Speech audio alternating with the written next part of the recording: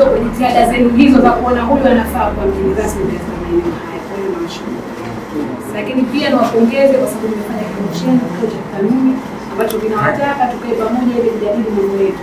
Vikao vinapelekea tupate maamuzi na tupate vitendo vya kwenda kufanya kazi zetu kwa vizuri. Na ndio maana tuliamua kukaa pamoja kwa sababu hata katika dini tunatakiwa tuwe tunakaa shura kwa pale tunapohisi tuna matatizo, lakini pale tunapotengeneza mambo yetu.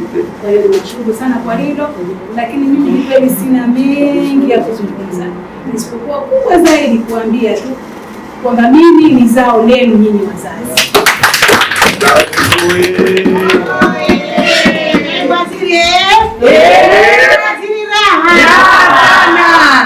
Mpaka Mheshimiwa Rais ameniona, basi si kwa nguvu zangu, si kwa sababu ya usomi wangu, si kwa sababu ya kwamba ninatoka Mahonda. Ameniona kwa sababu nimetoka dunia ya wazazi. Wazazi ndio nyumbani, wazazi mmenilea, nimekuwa na ninaendelea kuwa katika jumuiya ya wazazi mpaka tutapofika hapa. Kwa hiyo mimi niwashukuru kwa hilo kwamba mmeamini mimi mwenzenu na ndio maana mmeniita.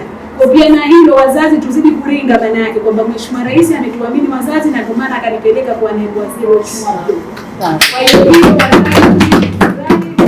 kila baada ya muda tuweze kulisemea zile shukrani zetu, tuzidi kumpa Mheshimiwa Rais kwa sababu amemtoa mtu ampeleka kule akiamini wazazi wanaweza kufanya makubwa. Kwa hiyo hilo tunamshukuru.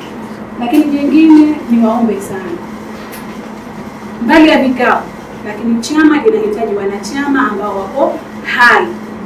Kwa tujitahidi kutoka hapa tunapokuwa katika vikao vyetu mbalimbali, kila mmoja katika sehemu yake, tuwahimize watu kwenda kulipa ada ili jumuiya yetu izidi kuwa imara. Kwa sababu jumuiya ya wazazi huko nyuma tulikuwa tunasema jumuiya ya wazazi haina inalofanya, mwisho wa siku mpaka ifika baada wakasema jumuiya ya wazazi ifutwe. Kwa sababu ilikuwa inaonekana kwamba ni jumuiya ambayo imelala.